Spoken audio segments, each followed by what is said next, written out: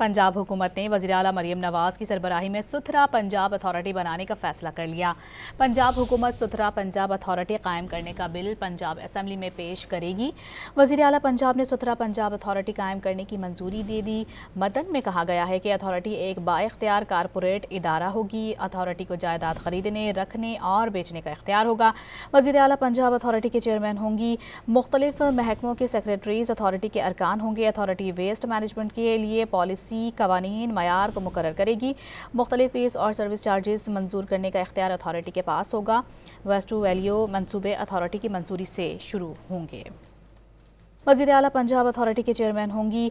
मुख्तलिफ महकमों के secretaries authority के अरकान होंगे। अथॉरिटी वेस्ट मैनेजमेंट के लिए पॉलिसी कवानीन मयार को मुकर्रर करेगी।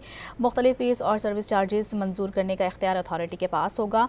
वेस्ट टू वैल्यू मंसूबे अथॉरिटी की मंजूरी से शुरू होंगे।